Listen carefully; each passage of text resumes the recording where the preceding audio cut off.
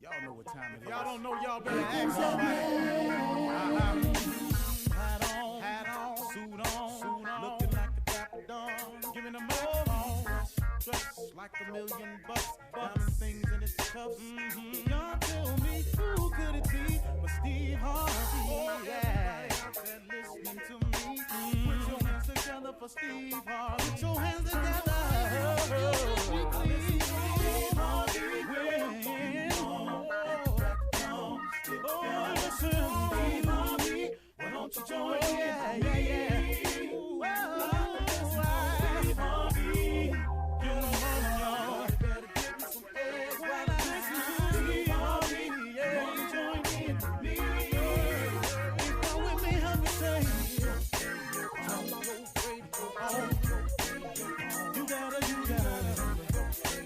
gotta turn it on, yeah, turn it on. Steve Harvey in the morning, y'all. You know y'all can get it on. Turn it up.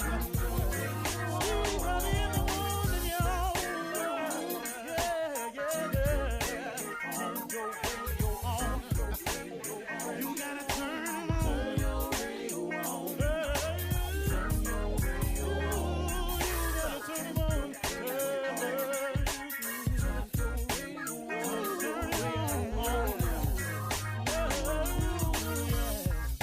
Turn them up, Steve Harvey got to turn them out. Got to turn them out. Steve Harvey turn them on in the morning, y'all.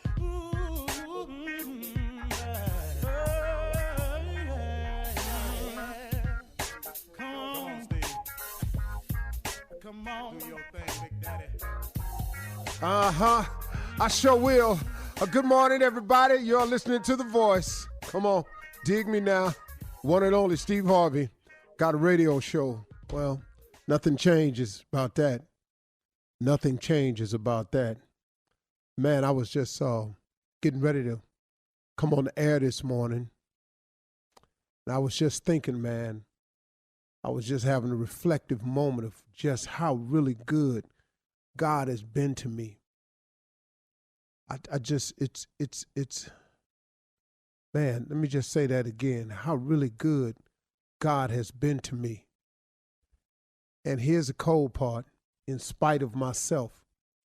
You understand, in spite of all my shortcomings, in spite of all of my flaws, and in spite of all of what anybody has said about me, God, through his grace and mercy, just keeps me anyway.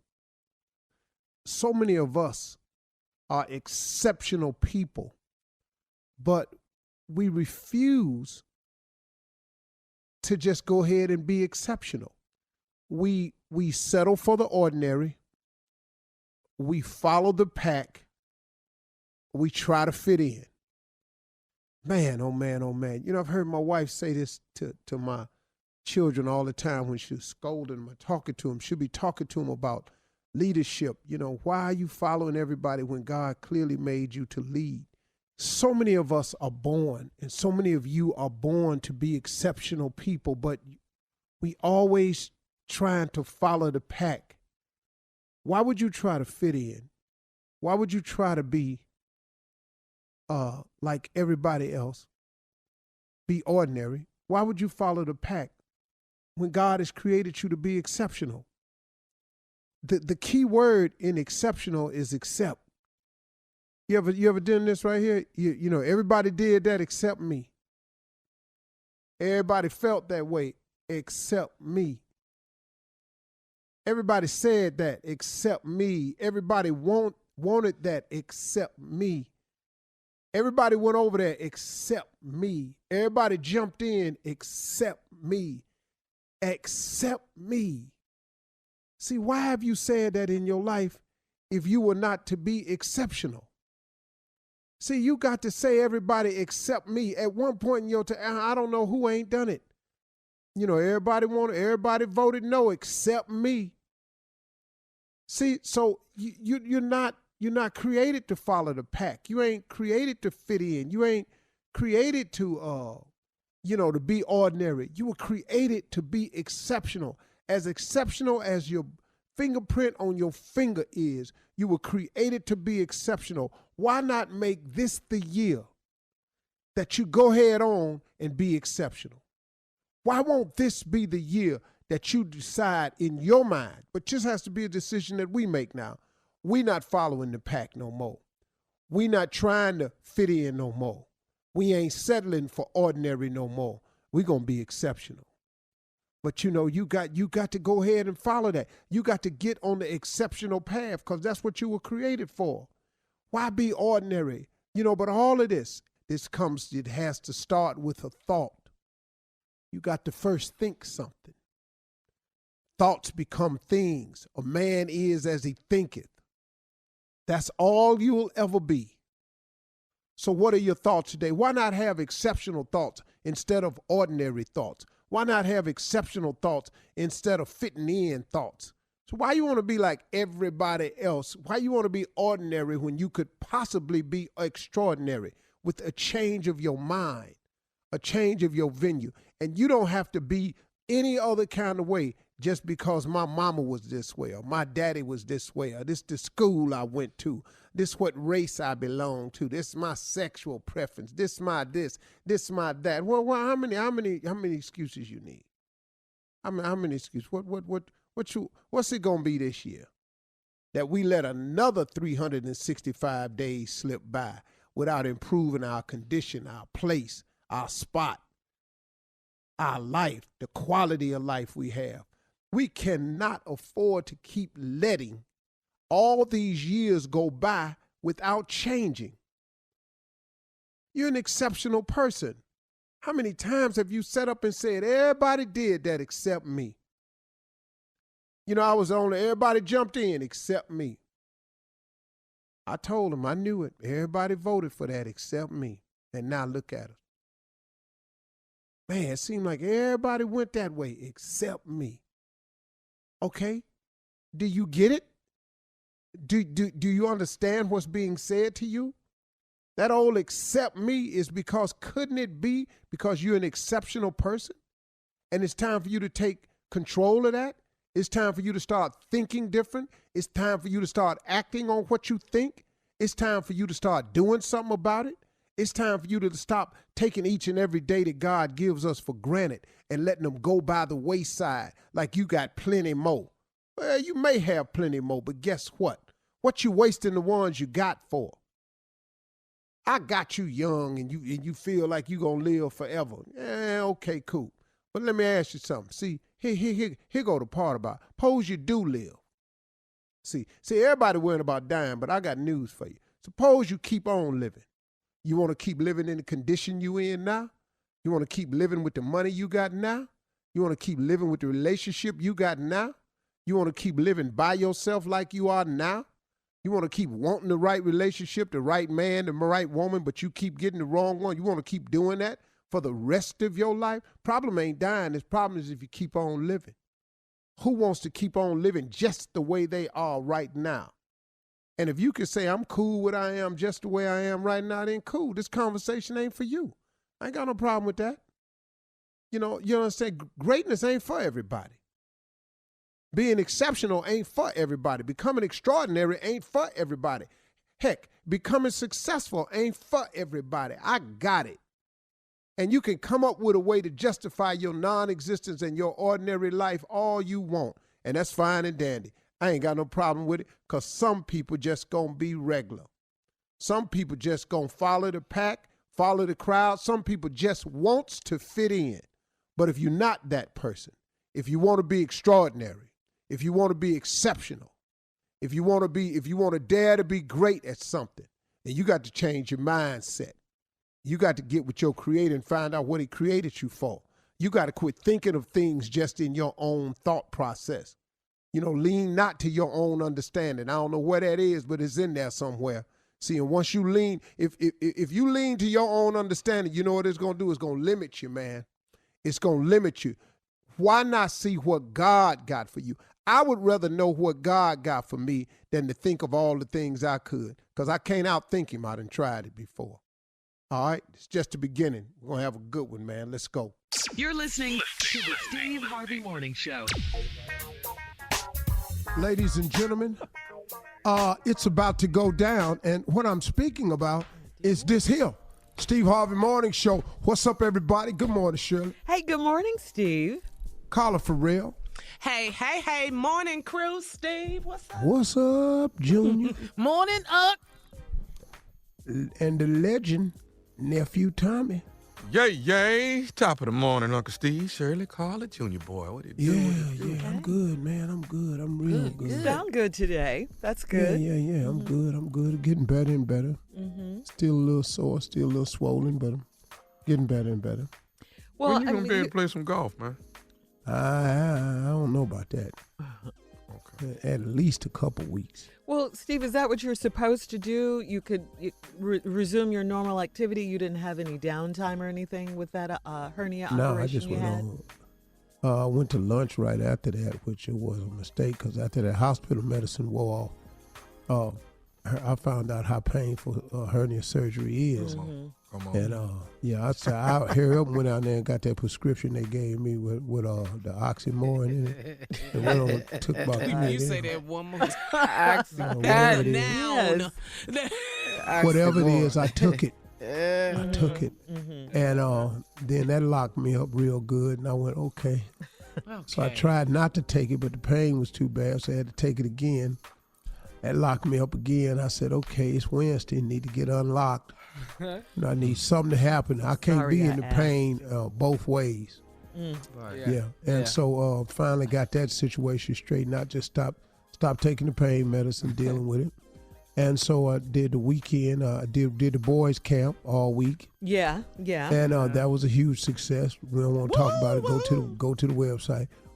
Steve Harvey FM. Yeah. And oh, by the way, let me make the announcement to the kids. He asked when you can play golf.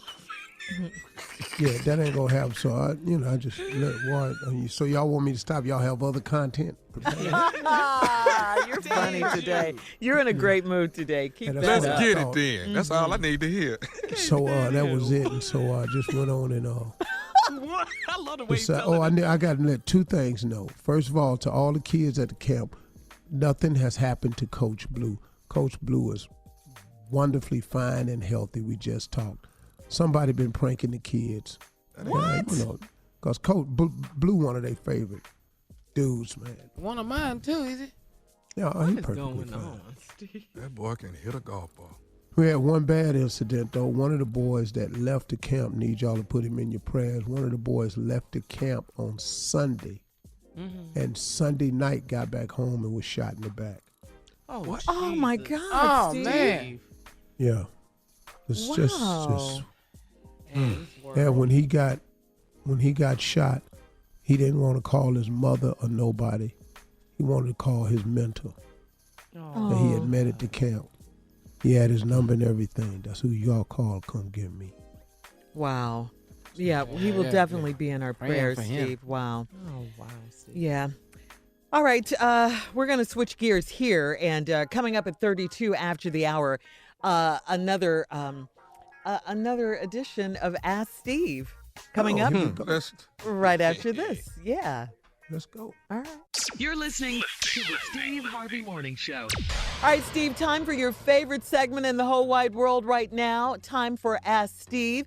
I have to ask you this. Please keep your answers short so we can get more questions in. Thank you. Yeah, those are the rules. All right, here we go. I want to. There you go. Here we go. Be quiet, Junior. You gonna show Don't up? encourage him. All right, here we go. Steve, what is your biggest regret in life? That I didn't understand vision boards and dreams and positive mental thinking earlier. I started thinking it after I signed up for Amway. I wish I had known this a long way. But then I can't say it's really a regret because I needed to go through that process to really make me focus on it when I did get a vision board. So that's been one of my biggest regrets. Okay. All right. Good answer. Nice. All right. Short and sweet. Come on, Tommy. I got one. What's the most truthful yet offensive statement you can make? The most what now? The most truthful but also offensive statement you can make? Yeah.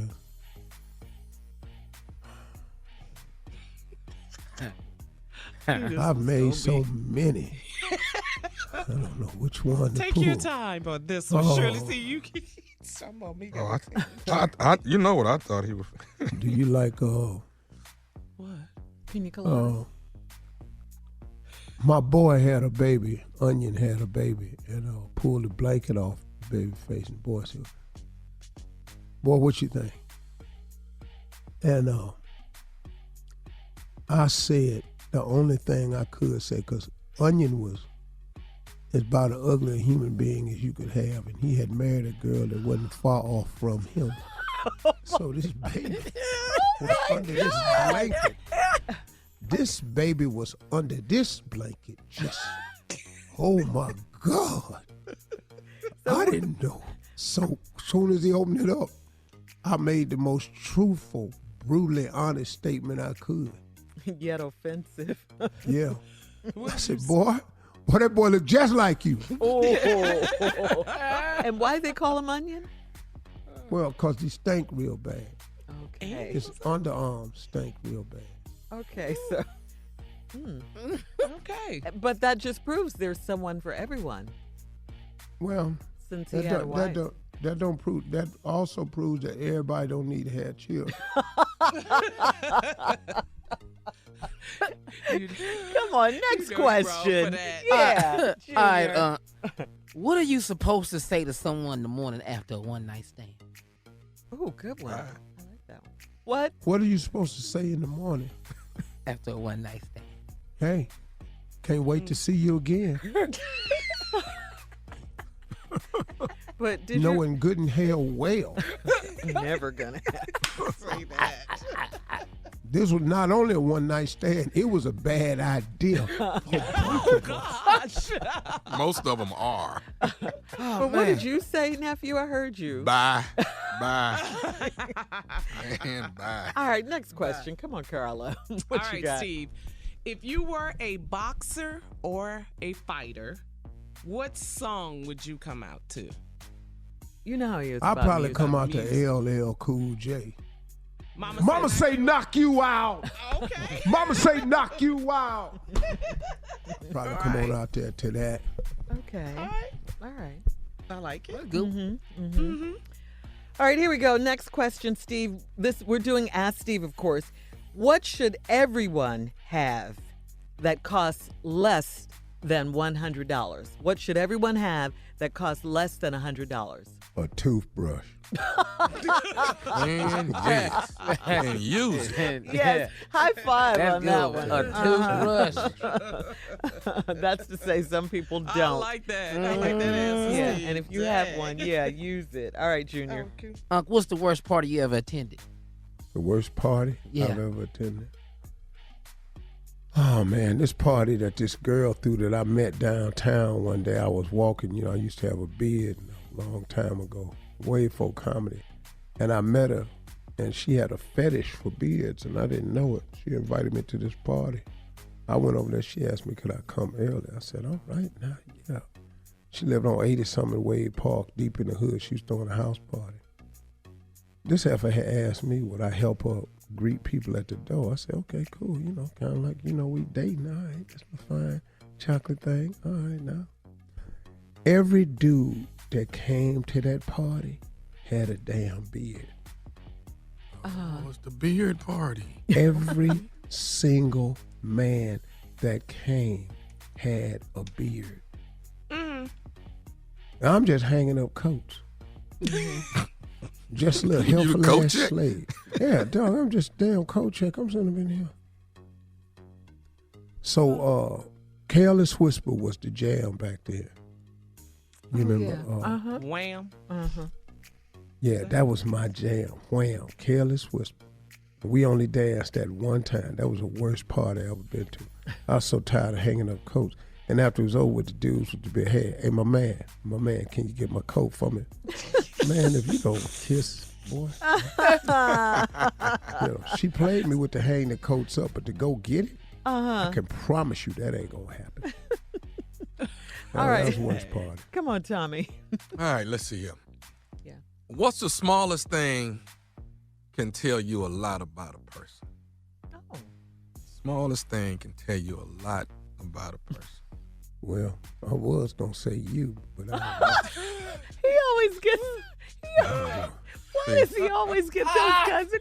He's like, I get set up with these questions. I figured it out. No, you was don't. the You smallest thing that made you the first person made me realize I was big.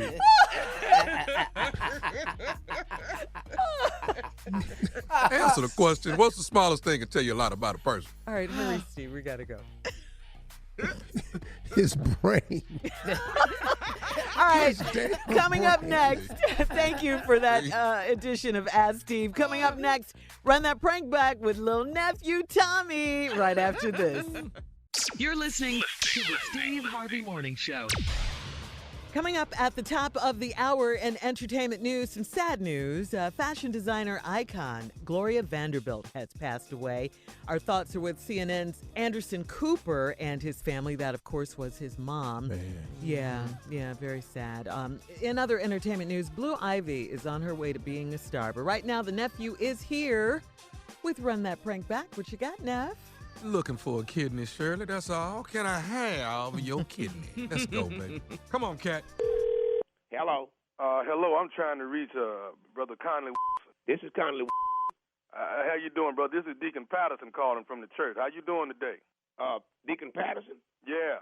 Just doing fine. And yourself, sir? I'm doing good. You know, the church is behind you on what you're going through, and we praying for you, man. We know all about you going in the surgery on Friday to get your pancreas removed. So I wanted to give you a call, man, have a word of prayer, and let you know that we all are pulling for you, and we know that the man upstairs is going to pull you through this successfully. Well, God bless and keep you there, Deacon. God bless and keep you, because I tell you, I'm going through something here. Me and my wife, we've been talking about it, and we've been praying on it, and it sure is a wonderful thing to know that your church is with you, and y'all thinking about me in prayer. I really had to take this to the Lord. This is a serious thing with me, and I ain't never had an operation before in my life, and I know I need it. My wife done made it clear, the doctor done made it clear, and I believe I'm ready to go forward, Deacon. And we're going to give the victory to who the victory must to the deserve. Lord. Yes, sir. He's the victory. He's the victory. Yeah. Let me have a word of prayer with you, Brother Conley, if you don't mind. Just bow your head for me. Father God, we ask right now. We ask right now that you touch Brother Conley as he goes in on Friday. Please, Lord. Put your hands on him. We ask, Father, that you hold on to the doctor that's getting ready to go and put surgery on him. Yes. We ask that you make sure that the doctor has got a strong eye on that morning. Walk with him. We ask that he got a steady hand when he got the scalpel in his hand. We ask that you hold on to him. Please. As he goes into his surgery, because we know come Saturday morning, the victory going to belong to Brother Conley and the Lord. Thank you, Lord. We know all of this, but we ask that you take that pancreas and you remove it out successfully. Please. Close him back up like it was never been entered in before. Walk with me, Jesus. That's what we ask, and we ask you, Lord, at the same time, that they're removing this pancreas, Lord. We ask that you reach around his backside, and we ask that you touch his kidney, Lord. Touch his kidney and make it whole. Make it 110%. We want you to make that kidney like it's been the best kidney Excuse ever me, known. Deacon. That's Deacon Deacon Patterson. Yes. Yes, sir. No, sir. There's nothing wrong with my kidney, Deacon. I'm doing fine. The Lord has done made it. Well, He gonna work on my pancreas. That's what the doctor is operating on. They done prepped me for it, and that's what they plan to remove. So my kidney is fine. They did what they called one of them MRIs, and everything else is fine. They ain't working on nothing but my pancreas, sir. Right. Well, let me say, I'm glad you brought that up, because this one reason why I called you. Uh-huh. And of course, I did call to pray for you. Yes, sir. Because I want to make sure that you make it through this successfully. But another reason why I'm getting around to this here is what I want to ask you, and I know we've never met face to face. I've seen you a couple times, like I said, at the church, but you've been out most of the time with your sickness and whatnot. But now, what I was going to ask you was, and I know this is, I hate to come at you in the final hour when you're getting ready to go have surgery and all that, but if you don't mind, if you could see it in your heart see to do something for somebody else. Yes, sir. That's the Lord's will. You're always supposed to help those who can't. Right. And I'm glad you think like that. Mm-hmm. Now, when they go in on Friday morning and remove that pancreas out, do you think that they could go in and get one of your kidneys? Because I need one. Hold on just a minute, Deacon. What you say? What you say? See what it is? See, I've been going through myself with a little ailment, and I'm wondering if I need a kidney, and I'm wondering if you can give me one of yours when they go in to get your pancreas. They gonna already have you open. Did you say you wanted them to take one of my kidneys? Yeah, and give it to me because I need one. You need a kidney? Yeah. What I mean, you already gonna be laying there open. Wait a minute, mister. You need a kidney. I need help with my pancreas. You gonna call me with some like that, man? This ain't no work of the Lord. Now, you say you a deacon? Yeah, like I said, Deacon Patterson, my name. But see, what I'm asking you is, what harm you ain't asking me, man. Brother Conley, what harm is it if you already open and laying on the table? Oh, you ain't heard a damn thing I said, have you? I said man, you crazy as hell. Now, what I'm going to have to do, I'm going to need to call the pastor. Because, see, it's going on here. You say you knew? You mighty damn new, mister. Matter of fact, you too damn new to know who you're talking to. What I'm saying is, you have two, like you said they did the MRI. I don't give a what I said they did, man. I got two kidneys, you got two. One of yours bad, that's your problem, mister. Let me tell you something. I'm trying to get well, and you calling with this you say you a new deacon. You damn sure is, and you won't be at that church long. I tell you that, because if I ever get close to your mister, we got some reckoning to do. What is it gonna hurt for you to give me one of them kidneys if both them kidneys is good? It ain't gonna hurt them thing, because you ain't getting my kidney, man. It ain't gonna hurt. What is wrong with you? Say, man, all I'm saying is if you're gonna be open and laying on the table, what is it gonna hurt for you to give me? Oh, now you're gonna tell me I'm open and laying on the damn table. What kind of a prayer are you in charge of, mister? Let me tell you something. Obviously, I need to meet you before I get to the hospital. And maybe I can help take out that damn bad kidney of yours. I can tell you that. We can it out. You won't feel a damn thing. How about that? I'll be damned if you're going to call and talk me out of one of my damn kidneys, man. I'm trying to live just like you trying to. Let the Lord take care of me, because what you talking about ain't got a damn thing to do with Jesus. You can kiss my and get off my phone. That's what you can do. Can I say one more thing to you? What? Is you listening to me? Man, I done listen to you, and you ain't talking about nothing. That's got nothing to do with what's going on with me, mister. You running a game? If I could get to you, I'd put lead in your do you understand But me? can I just say one more thing, and then I'm going to let you go? Is you listening? For what? This is Nephew Tommy from the Steve Harvey Morning Show. You just got pranked by your daughter. Oh, Lord have mercy. Lord have mercy. Jesus. Hey, you all right, Brother Conley? Man, you done made me use language that I swear I don't know about. I heard my neighbors and them using that. I done stopped a long time ago talking that way. Please forgive me. Lord have mercy. Y'all, I'm going to have to. Lord have mercy. My heart is palpitating here. Lord have mercy, Jesus. Mister, this ain't me. This ain't me. And I tell you what, and I enjoy Steve Harvey and Nephew Tommy. I do. Brother Conley, I got to ask you one more thing, man. What is the baddest, I'm talking about the baddest radio show in the land? It's got to be. It's got to be y'all. It's got to be y'all. Hell, I don't even remember the name of it now. The Steve Harvey Morning. The Steve Harvey Morning Show. Lord have mercy. I ain't going to forget it now. All right. Got to do it. Thank you. Coming up at the top of the hour, entertainment news right after this. You're listening to the Steve Harvey Morning Show. Oh, boy. Sad news. The original socialite Gloria Vanderbilt has died. She was 95 years old. Her son, CNN's Anderson Cooper, confirmed the news yesterday morning. Anderson released a statement saying Gloria Vanderbilt was an extraordinary woman who loved life and lived it on her own terms. She was a painter, a writer, and designer, but also a remarkable mother, wife, and friend. She was 95 years old, but ask anyone close to her and they tell you she was the youngest person they knew, the coolest and most modern.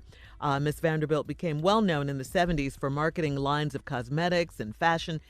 She was a fashion designer of those Gloria Vanderbilt blue jeans. She was one of the first people who started designer jeans. Yeah. She had been married 4 times, divorced 3 times, and widowed once. Miss Vanderbilt leaves behind, I should say, 4 adult sons, including Anderson Cooper, and our condolences going out to Anderson Cooper and his family. Yep. Wow. Yeah. I I really watched didn't know that. they did a piece last night too, Steve. Later on, you know, during Anderson's show, obviously he wasn't there, and they did a piece, and I cried. It was just so sad. I mean, him interviewing, he did a piece about his mother's life and her legacy, and I was just, I started thinking about my mom. I was like, God, dog. Oh yeah, I don't need to see that. Man, it's just a lot going on. That was just a lot, but definitely. oof. Definitely condolences going out to Anderson Cooper again and his family. In other entertainment news, Blue Ivy Carter is on her way to becoming a star. At least that's the way it seems based on her performance at a big dance recital. Beyonce and Jay-Z's 7-year-old daughter, wow, she's 7 now. She took center stage at the Debbie Allen Dance Academy in L.A., and she did her thing. She slayed it. She had on black tennis shoes and sparkly jean shorts. She danced to her mom's song, you know, the Frankie Beverly remake that's so hot right now, Before I Let Go. I love that. I do too. That's my jam. Yeah. I heard it in the car. I was Lexus gave me this car. They sponsored my golf tournament, so they gave me and my wife cars, and I was just test driving it around the parking lot, and it came on the radio, and boy, I let them have it. I'm going to release that video so y'all can see it. Okay. Okay, cool. That was hot. I love that jam. Yeah. It's fire. I love it a lot too. Yeah. Well, Blue Ivy, she get it from her mama. That's so cute. Yeah. I wonder what the twins are going to do. I mean, they're too young right now, but you know, kids grow up fast. They do. Oh, they coming. Who would know that Blue Ivy is already 7, you know? Right. Time goes fast. It really does. Yeah. Mm-hmm. I don't mind growing. Oh, yeah. Going quickly. Mm-hmm. Man, my youngest kid will be 22 next month. Wow. Oh, man. Steve. Wow. My youngest child would be 22 next month. Yeah. Sheridan's 22. It's so cool hanging out with them now, man. I be chopping it up with my kids, man. That's a good thing, right? Yeah. I'm scared, though. Mm-hmm. My little girl talking about boys. Oh, that's scaring the hell Yeah. out of me. It's about that time. How old Went is she? to a teen summit. She's 14. Went to a 14. teen summit Oh, this yeah. past weekend. Came You talking oh about my God, Sydney? Daddy, the boys were so cute. Hey, hold on. Oh no, Daddy you ain't there can't yet. take that. Daddy ain't there yet. Right. You talking about Sydney? Yes. Yeah. Wow, man. Yeah. All right, Steve, we got to move on and get to today's headlines. Ladies and gentlemen, Miss Ann Tripp. Thanks, Steve. Thanks, everybody. This is Ann Tripp with the news, and good morning. The Trump administration sending an additional 1,000 troops to the Middle East in response to what the White House claims is the hostile behavior of Iranian forces. This decision coming as Secretary of State Mike Pompeo reaches out to Asian and European leaders to try and convince them that Iran was behind a recent alleged attack on 2 oil tankers. Iran denies that, by the way. President Trump took to the Twitterverse last night, threatening to deport illegal immigrants, saying that, quote, next week ICE will be in the process of removing the millions of illegal aliens who have illicitly found their way into the United States. They will be removed as fast as they come in. Of course, Trump is officially kicking off his re-election campaign tonight with a rally in Orlando, Florida. Yesterday, he claimed that the U.S. stock market would crash if he were not reelected. Democrats have actually been handed a victory by the right-wing leaning U.S. Supreme Court on a voters' rights issue. A legislative district drawn in Virginia, already judged by the High Court to have been racially gerrymandered and they were ordered to be redrawn. Those newly drawn lines are going to have to stay that way. The old electoral districts were found to have been drawn to benefit whites and specifically Republicans. The GOP-dominated Virginia House sought to have them restored. However, because the case was only brought by one of the state houses and not both, the High Court refused to consider it because, as Judge Ruth Bader Ginsburg writes, one house of the state's bicameral legislature cannot alone continue litigation against the will of its partners in the legislative. Basically, it's going to stay where it is. The U.S. State Department official has confirmed the death of yet another American tourist in the Dominican Republic. This time, a 55-year-old man named Joseph Allen of Avenel, New Jersey, was found dead in his hotel room. His family says Allen was healthy for the most part. They said he was feeling a little funny. He went to his room and he was later found dead. He was a frequent tourist to the DR. Allen is the 6th black American to die in the Dominican Republic under questionable circumstances. There are a total of 4 whites who have died, as well as another white woman who was found badly pummeled on resort grounds. So far, there have been no arrests. Rapper T.I. reportedly lending his voice to a project involving the late Reverend Martin Luther King Jr.'s church in Atlanta. The historic Ebenezer Baptist Church began a 3-day conference yesterday to address mass incarceration. They're talking about doing a lot of things. T.I. is helping to actually bail out dozens of poor suspects in the Atlanta area. In other words, he's really putting his money where his mouth is. And finally, today is National Understanding Day. In other words, the reason that I did that and I recorded this is to protect her. Anyway, it means can you dig it? Can you dig it? Can you really, really dig it? Now back to the Steve Harvey Morning Show. You're listening to the Steve Harvey Morning Show.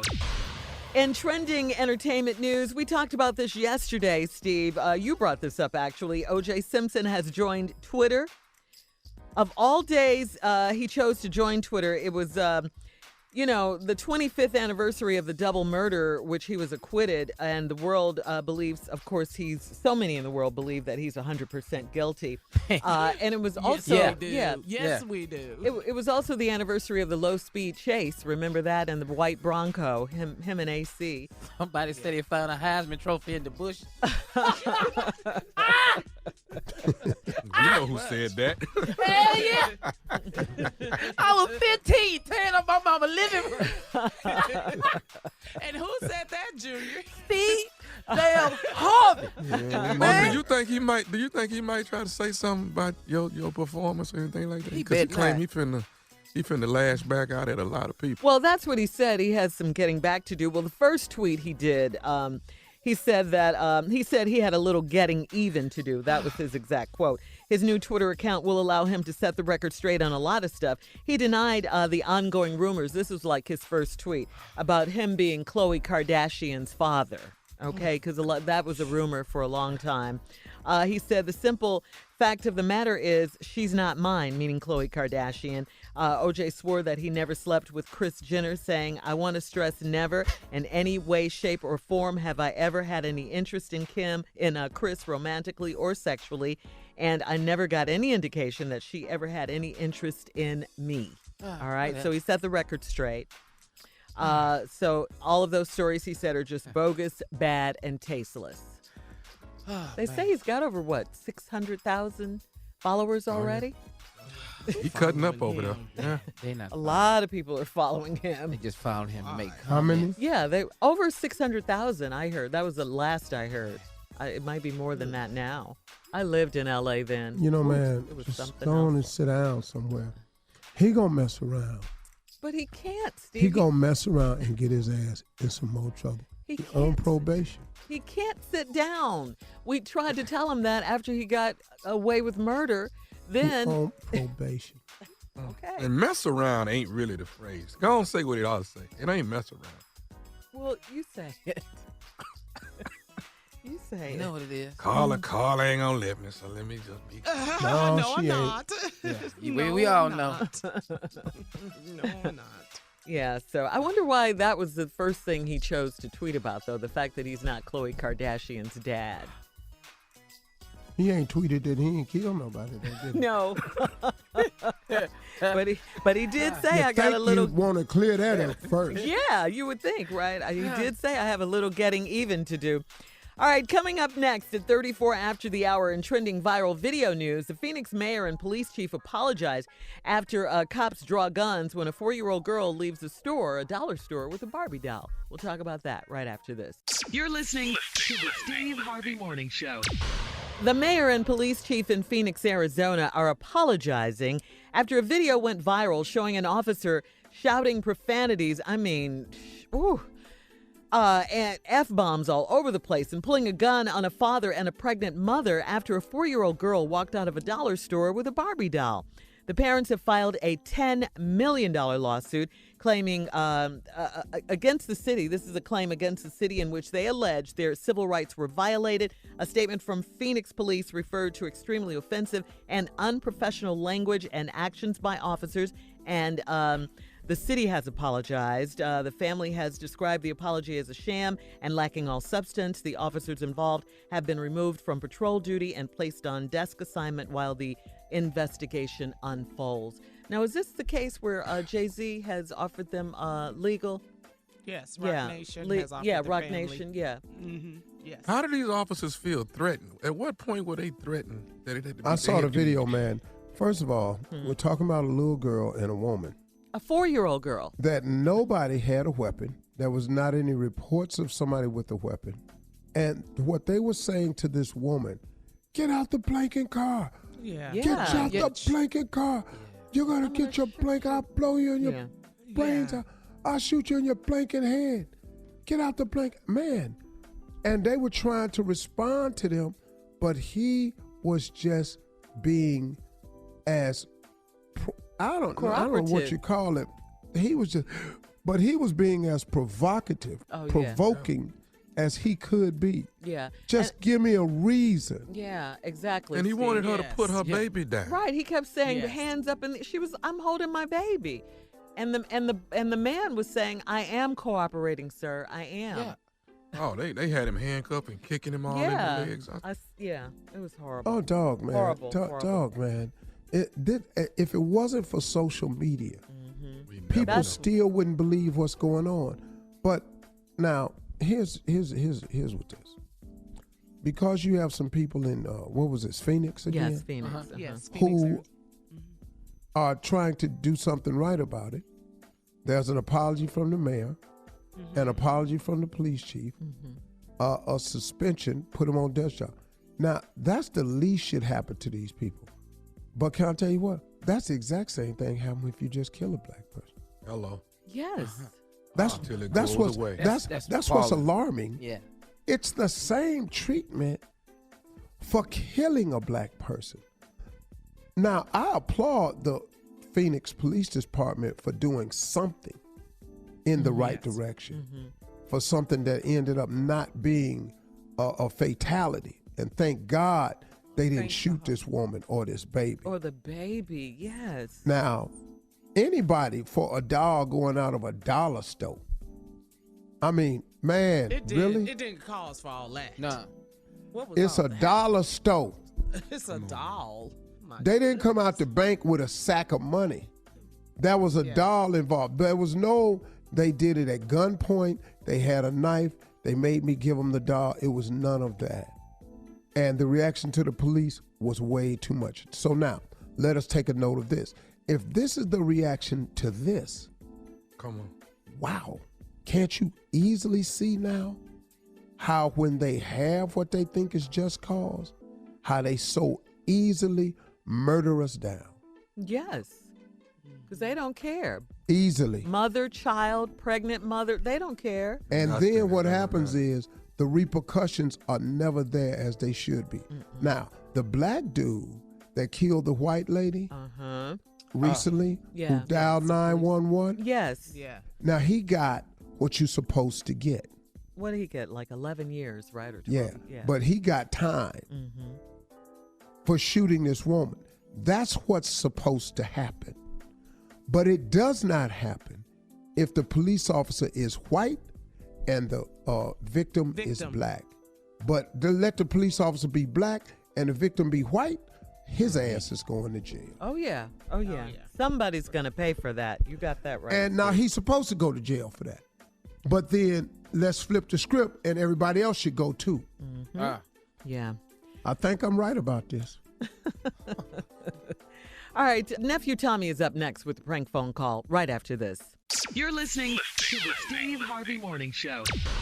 Coming up at the top of the hour, right about 4 minutes after, it's my strawberry letter for today. Subject, a father should never have to see that. Right now, the nephew is in the building with today's prank phone call. What you got for us, Neff? Well, they still doing it. Huh? Hot checks at the church. Oh. Hot check at the church. Still going on. Still doing it. Still going on. You can do direct deposit, but they doing hot check. The Lord, a rubber check. Direct deposit. Well, you know, Cash App. Yeah, you cash out your time now. You know, Zelle. You could do it. You know, I don't know how we Google got Pay. hot check at the church. Steve has no idea what we're talking about. We say Cash App, Zelle, Google You ain't Pay. Cash App nobody, dog? You ain't never done that? And I don't even know what it is. He doesn't know. I know. Well, set it up, Uncle. Let's try it. Yeah. We'll show you how it works. Send everybody 10 grand. We'll let you know. We'll let you know if we get it. If you got it right. How much can you send? Yeah. I've sent up to at least $3,000 before, so you can send a decent amount. No, I can't put my account number on the app. I think you can if you open your wallet and get your debit card. It'll connect right away. I believe you really can. All right, let's get into this prank, though. All right, hot checks at the church. Let's go, Kat. Hello? Hello, I'm trying to reach Sister Monica, please. Who's calling? This is Brother Deshaun. I'm calling. Actually, I'm a member Greater Missionary Baptist Church. How can I help you? Calling you actually about the offering. Now, did you I know you paid your tithes. Yeah, I pay my tithes every Sunday. Okay. Now, you paid a love offering as well, right? Yes, I do.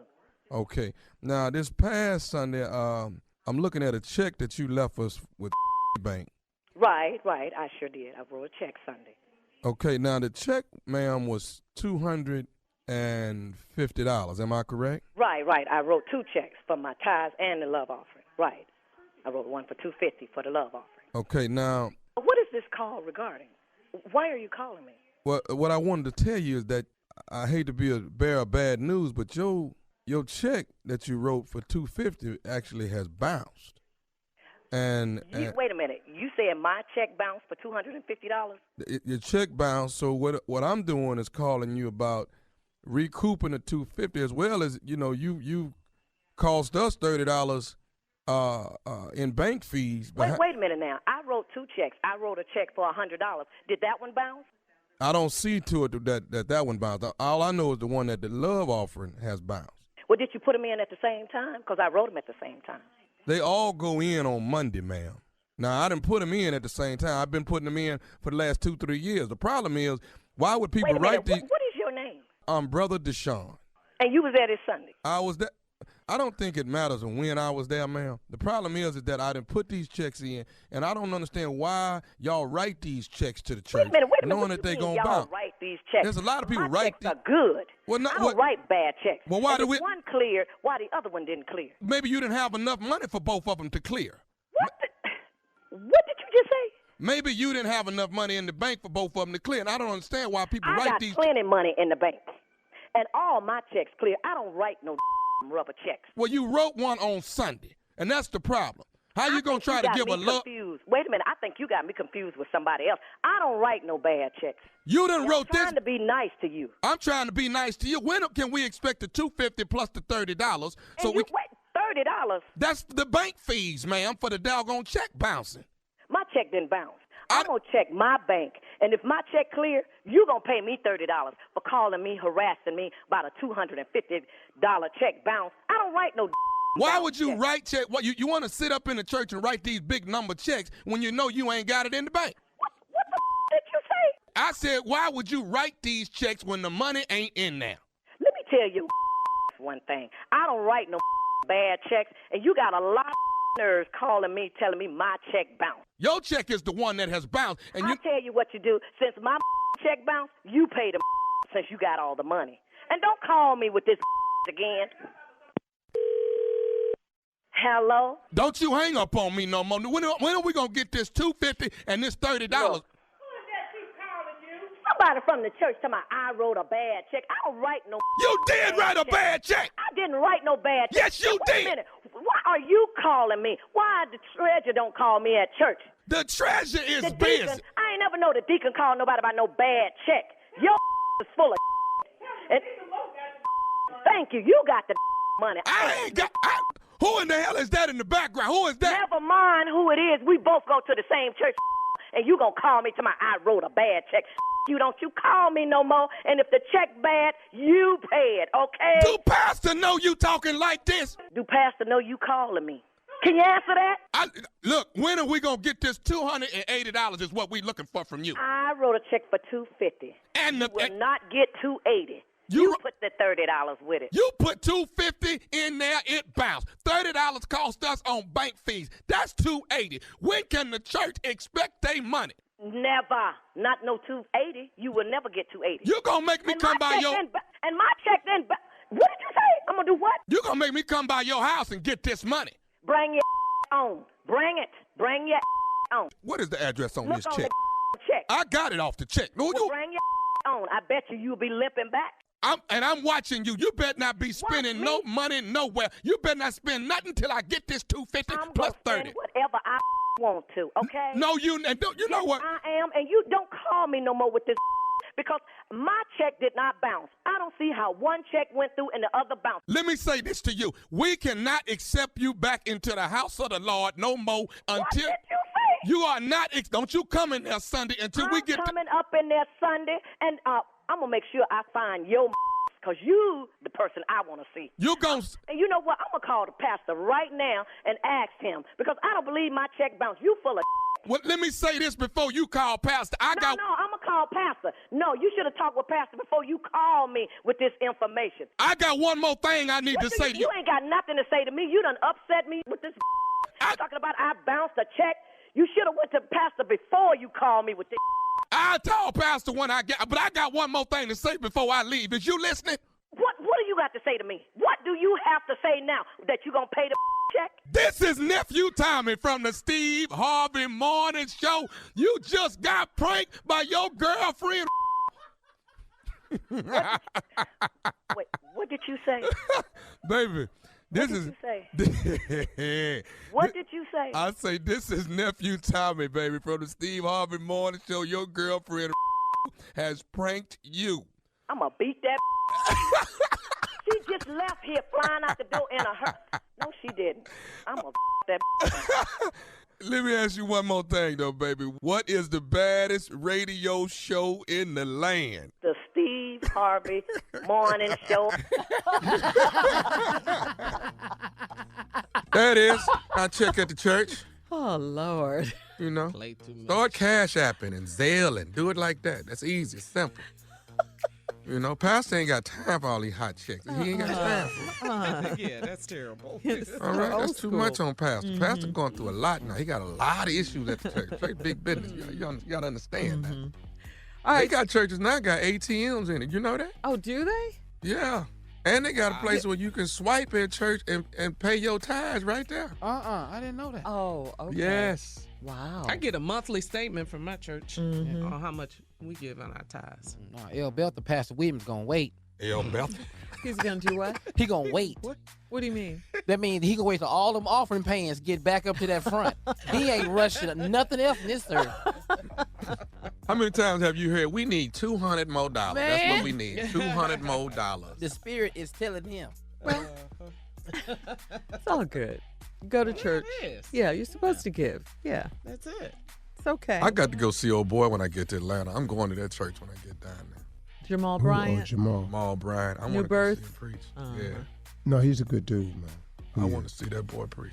And he's a Kappa, huh? All Kappas are good dudes, man. All right. You know Well, this. thank you, nephew. Or at least thank y'all anyway. Coming up next, it's the Strawberry Letter subject. A father should never have to see this. We'll get into it right after this. You're listening to the Steve Harvey Morning Show. Time now for today's Strawberry Letter. And if you need advice on relationships, on dating, on work, on sex, on parenting, and more, please submit your Strawberry Letter to Steve Harvey FM and click Submit Strawberry Letter. We could be reading your letter live on the air, just like we're going to read this one right here, right now. Let's go. Buckle up and hold on tight. We got it for you. Here it is, the Strawberry Letter. Oh, Lord. Subject: a father should never have to see that. Dear Mr. Harvey and Miss Strawberry, I am a 22-year-old guy, and my girlfriend is 21. She still lives at home, and she's a virgin. So we've been taking it slow in the sex department. I am falling in love with this girl, and I think she loves me. My birthday was 2 weeks ago, and she treated me to dinner. As I was dropping her off at home, she told me to pull over before I got to her house so she could give me a surprise for my birthday. I pulled over a block away from her house. We started making out in the car, and then she leaned in and gave me a very special birthday present. It was something I had never received before, if you know what I mean. I know exactly what you mean. While this was happening, listen to this though. While this was happening, I wasn't paying attention to what was going on around me, and I certainly didn't notice that her dad had pulled up behind my car. God, hold up. Yes. Hold up, Shirley. Yes, okay, I'll read it again Oh, for you. Lord, you ain't got to read it no more. Okay. Yeah. I don't like this right here. No. All right, so like he said, he wasn't paying attention to what was going on around him, and he certainly didn't notice that her dad had pulled up behind the car. And at the worst possible moment, her dad was right there looking through my car window. I screamed. I need a scream from you right here, Steve, please. No, not you. You can't scream right here? It's too much. I love the way you scream. No. Come on. No, I can't do that, Shirley. Come on. I screamed. My girlfriend screamed, and her dad yelled for her to get out of the car. He told me if he ever saw me again, he would put his boot in my white ASS. My white ass. You white? Excuse me, Yeah. but that's what he said. I'm a white guy, and my girlfriend is black. So do you think he had a problem with the fact that I'm white, or was he just mad about what his daughter was doing to me? I have been dating her for a few months, and race has never been an issue. We have snuck to see each other once. Since this happened, but I don't want to get hurt because my girl said her dad was very serious about what he said. She won't admit to her dad that it was her idea, and I don't blame her. But I don't want to look like the bad guy here. How can I fix things with her dad, or should I just stay away from her? Please help. Well, you ask, what is he mad about? Is he mad about the fact that you're white, or was it what she was doing to you? And I say to you, all of the above. He's mad at everything. He's mad at the fact that you were white. He's mad at the fact of what she was doing to you. You got to put yourself in her dad's shoes. If you can, you roll up on your daughter and she's pleasuring some guy, okay? In her car.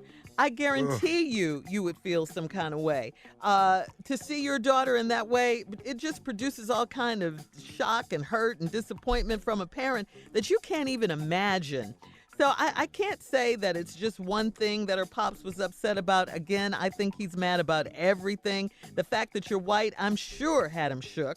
And I'm not going to lie to you about that because I'm sure that played a part. But again, all of this is just something, you don't want to see your child doing this. Just like children say they don't ever want to see their parents getting busy. Well, their parents certainly don't want to see it from their kids. Quit busting up in the dough then. Excuse me, I'm sorry. Got a little personal for you, didn't it, nephew? I do suggest, though, young man, that you stay away, especially until things calm down. And I don't know that they ever will because of the lie that the daughter told the father that it was not her fault.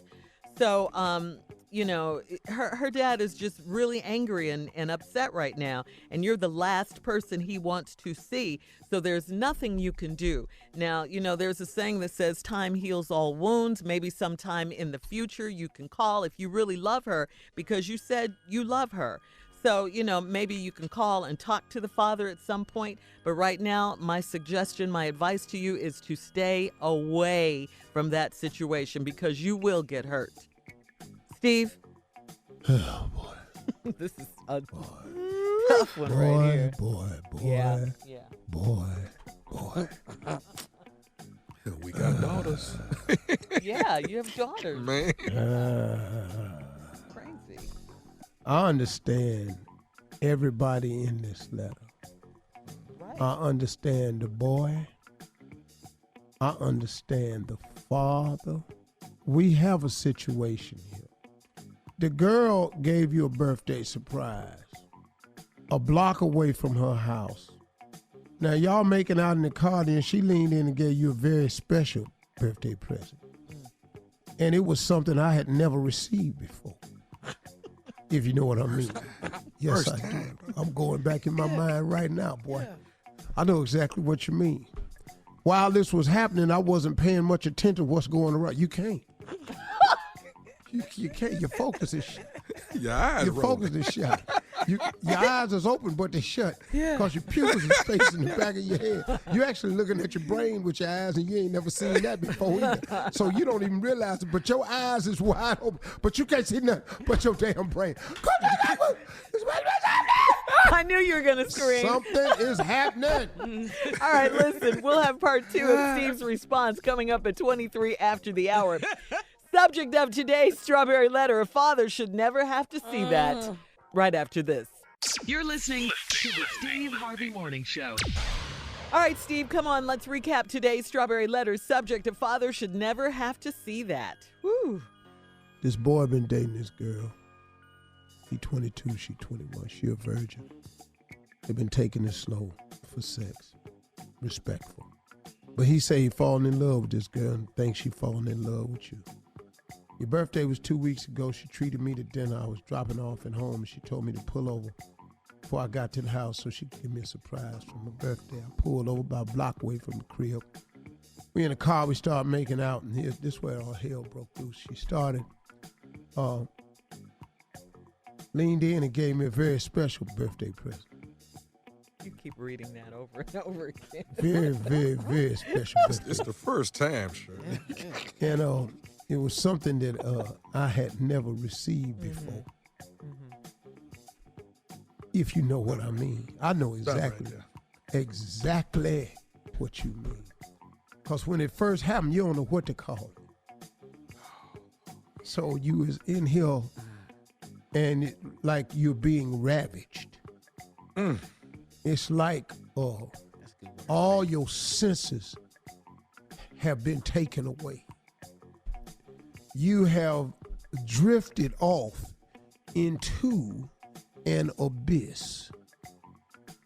The world done stopped turning for you. The car engine ain't on no more. You ain't in the car, you in heaven. As the process continues, your eyes, you say in the letter, when this was happening, I wasn't paying attention to what was going on around me. We know exactly what you do. Yes, we do. Yes, we do. You can't pay attention. You can't pay too much of nothing right now. You don't know where your hands are. You don't know why your teeth is gritting the way they are. You can't understand why your eyes is open, but you can't see. Because your pupils are pointed the other way. You're looking at your brain and you've never seen it before. Oh, Lord. You're saying things that you're speaking in a language similar to what church folk do back. Careful. You at the line. You at the line.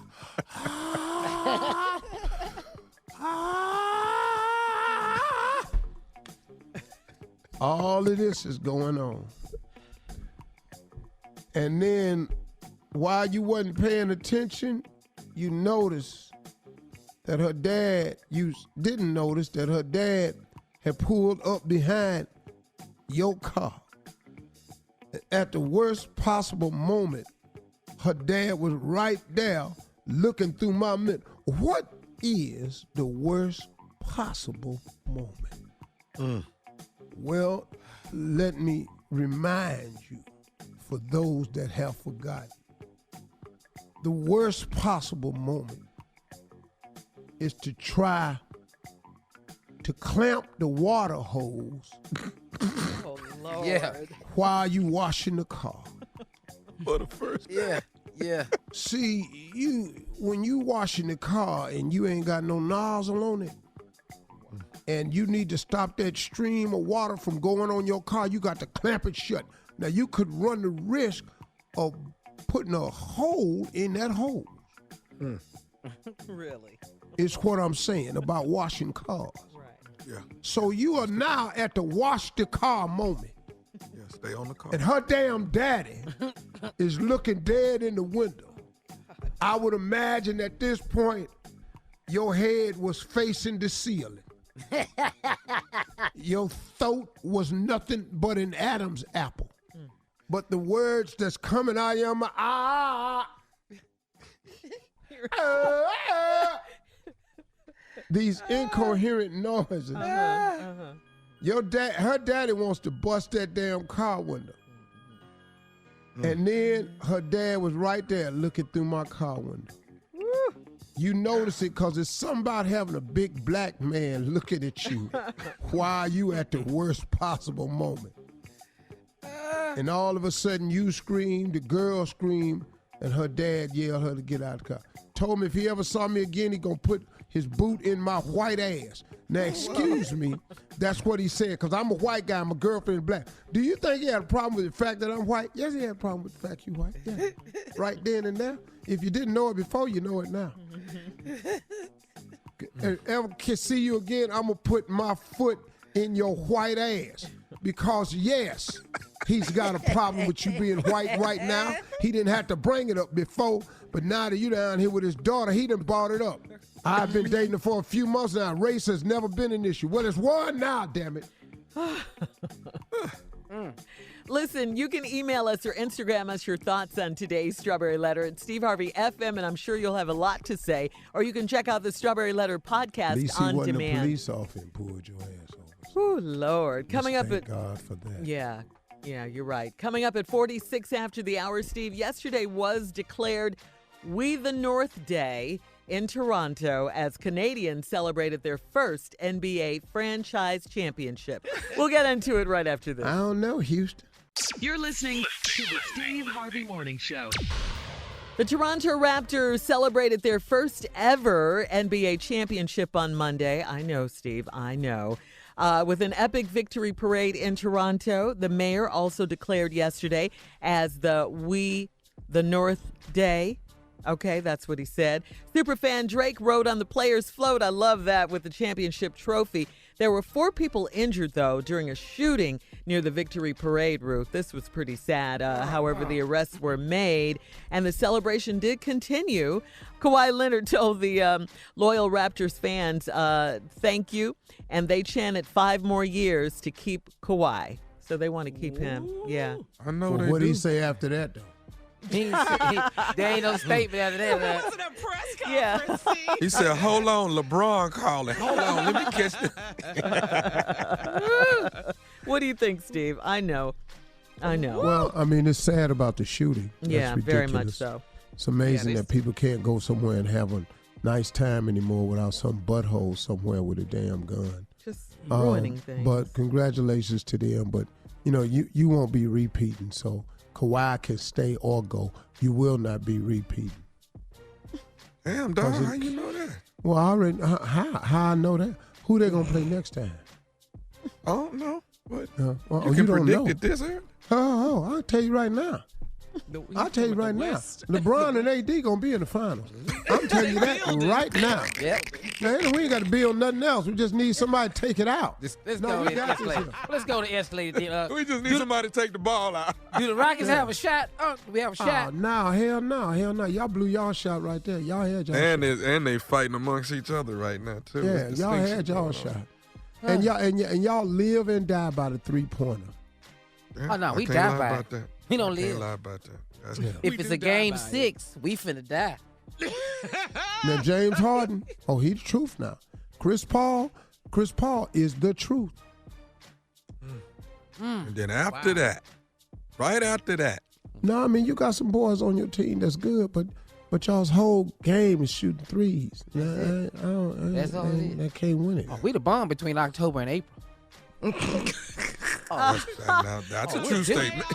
But as soon as you put playoff in front, we coming home. All right, listen, coming up at the top of the hour, dream job. If you could get paid to travel the U.S. to taste one type of food, what would it be?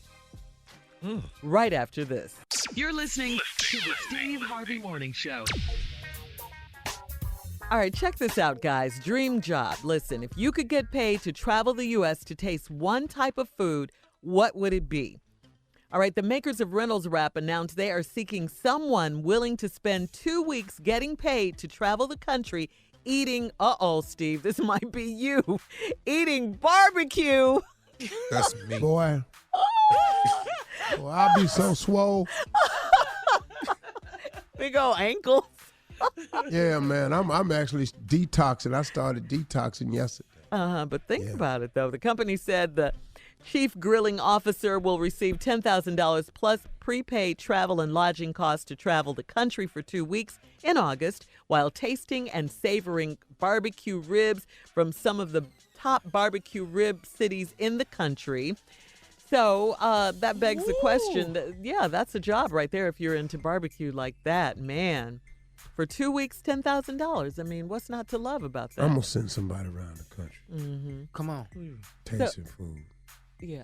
That's a great job. That's an excellent job for 2 weeks, yeah.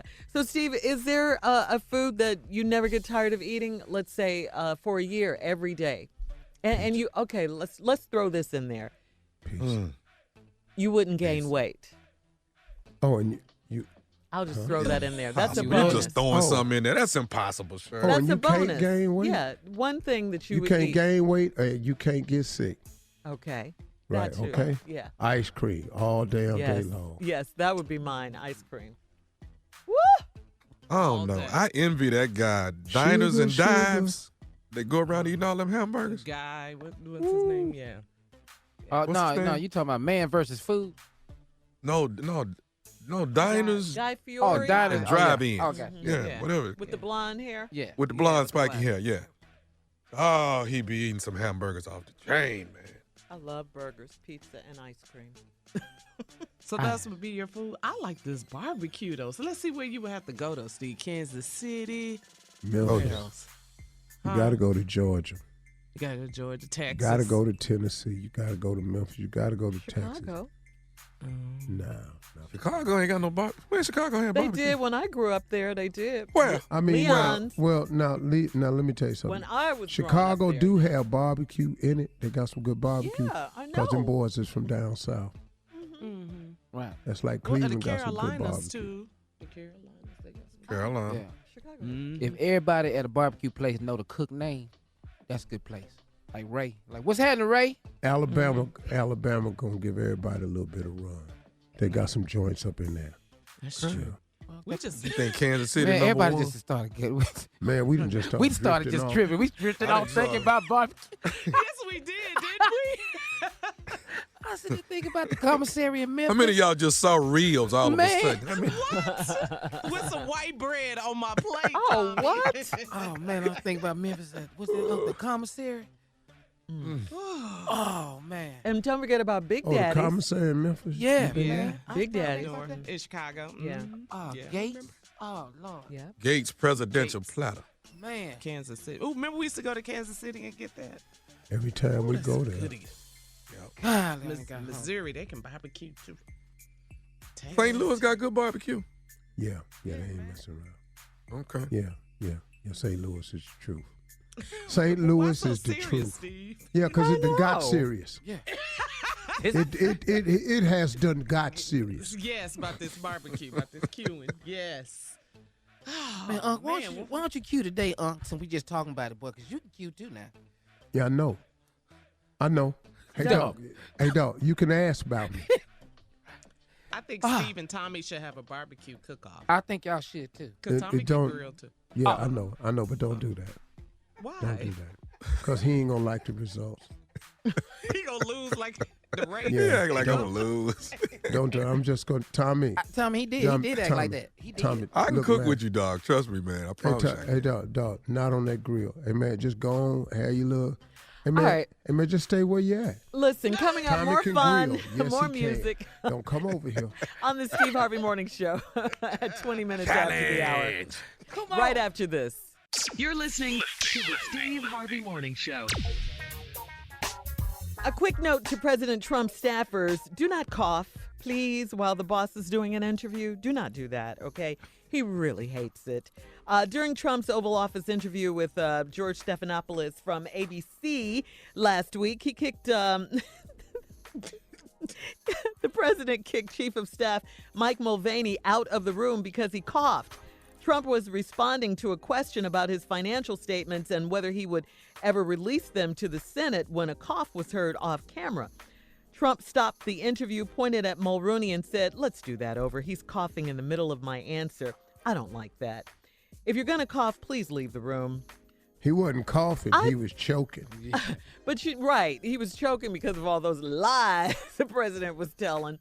But I really thought that's what it was. You know, like you go, you're talking too much. Yeah, he's that's trying to what give him I a thought sign. it was. Trying Yeah, to it give was him a a sign. signal. Yeah. Yeah, like, hey, shut up. Yeah.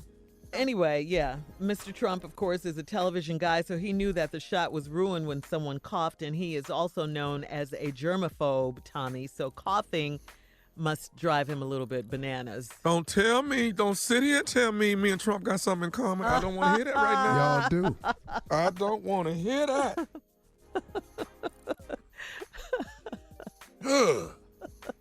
Yeah, that's really what I thought it was. He was like, slow down, stop, you're talking too much. Yeah. Anyway, we'll have more of the Steve Harvey Morning Show and trending news coming up at 33 after the hour. Hey, stop. Right after this.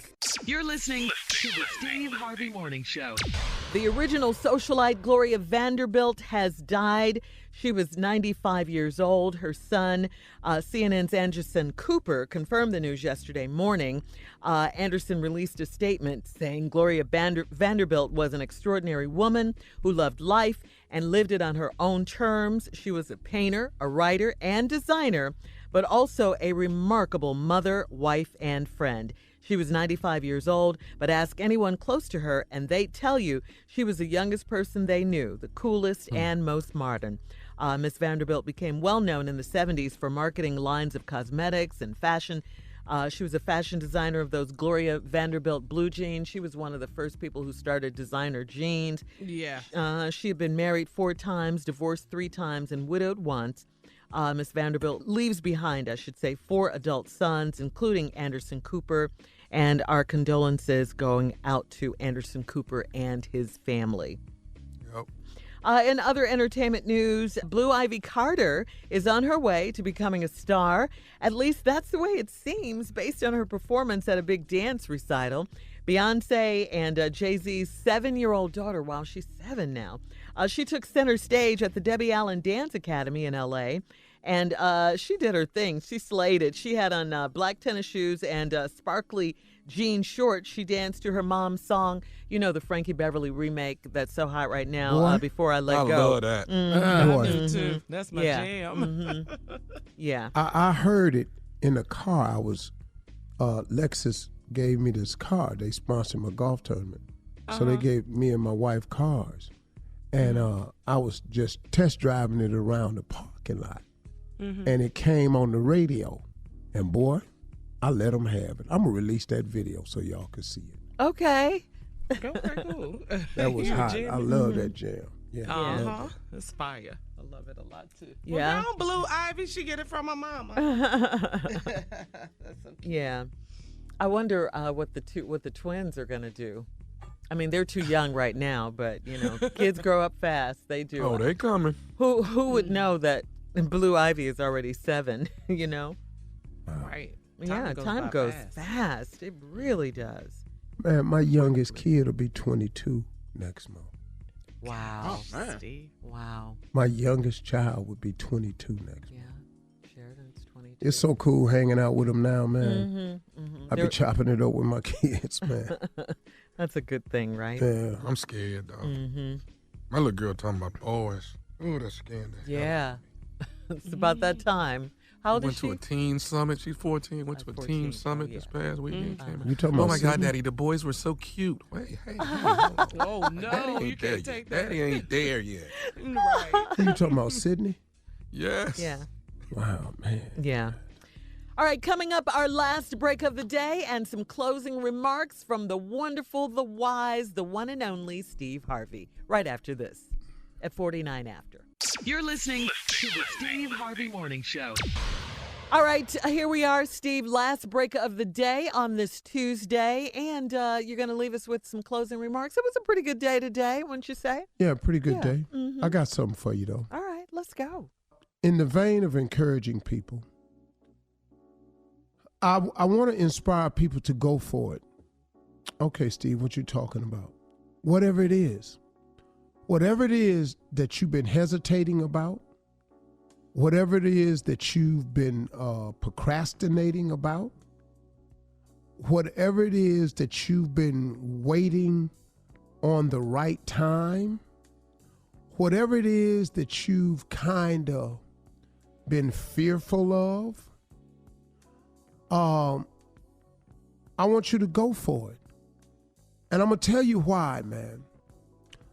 Because this thing we have called life, in the total scheme of the evolution of the world and all that it is, we all have such a very short time here. And oftentimes it seems like some of the good ones' times absolutely gets cut just way too short. But I want to encourage you to go for it. Now, is it going to take a deep breath to go for it? Yes, it will. Is it going to take a bold spirit to go for it? Yes, it will. Is it going to take some risk to go for it? Probably. Is it going to require a tough decision to make? I'm sure it is. But I'm telling you that it will be well worth the decision to go for it. I was at the mentoring camp this weekend, and I was showing the young kids my vision board. And some adults were there. And the kids were just glued to what I was telling them about accomplishing your dreams. But some adults who had been whipped by life a little bit, I would imagine, as I had and everything, they couldn't quite see what I was saying. So a guy came up to me afterwards and he said, you know, Mr. Harvey, not to discourage you in any way, but that's a really, really lofty financial goal you have of making. Do you really think you need that much money? I said, no, I don't. He said, well, why would you run the risk of disappointing yourself by aiming at something that you might not get to? Because that number you got with a 3 on it, I mean, he said, hey, man, what happens if you only get one of those? I said, if I got one of those instead of 3 of those, do you think I could still live a really, really wonderful life? He said, Mr. Harvey, I think you're living a wonderful life now. I said, I am, sir.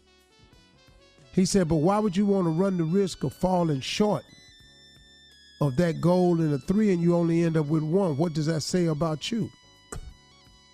It will say the same thing that my life says about me right now. It says that I'm successful. He said, but you failed at your goal. I said, no. No. I did my absolute best. I landed where I landed. I said, see, brother, the problem you're looking at, the problem isn't aiming too high and miss it. See, if I don't get $3 billion and I end up with just $1 billion, I said, my man, I can promise you I won't be sitting somewhere disappointed and shaming myself. I said, your problem is not aiming too high and missing. Your problem is if you aim too low and you hit it. I said, see, what happens to a lot of people is they go, okay, and they make their goal somewhere where they know they can reach it. Let's say, and I'm not knocking anybody. Let's just say your goal is $25,000. I'm not knocking this figure. I'm just using this number, y'all. So please don't take it personally. And you shoot for $25,000. and the other person says, well, mine is 100,000. And you both strike out to make the goal. The person whose goal was 25,000, that was 100,000, he misses it. He ends up with 85,000. The person whose goal was 25,000, he hits it, and he gets 25,000. You see the situation we have now. Now the one who did the 85 goes, wow, man, if I could have tried a little bit harder, if I'd have done this, I could have corrected this, I could have done this, I probably would have made it. Had I done that, I probably would have got there. The person with the 25,000 is in celebration mode. Oh man, look what I did it. I'm cool, I got it. And there's nothing wrong with that. You should celebrate your victories. But if that's all you ever want is that 25, do you know what? Shortly you're going to be out of that 25. And you have to get back again. But this person who missed 100 and ended at 85, to me, just seems to be a little bit further up the road. So he may make his goal next time 250. Let's suppose he missed that and don't get but 200. But if you just keep setting low goals and you keep hitting them, and all you want is low goals, so you don't ever have to feel disappointed, you don't have to admit defeat, you don't ever have to feel fearful, because everything you go into doesn't require a deep breath, a leap of faith, a jump. I got news for you. You're going to live a real regular life. And if that's what you want, it ain't nothing wrong with it at all. But if you like so many of people that I know, if you want more, you're going to have to do more. You're going to have to give more, and you're going to certainly have to be more. Go for it. Don't give up. Go for it. Y'all have a great weekend. That's fine. You don't know when the weekend is, but great words.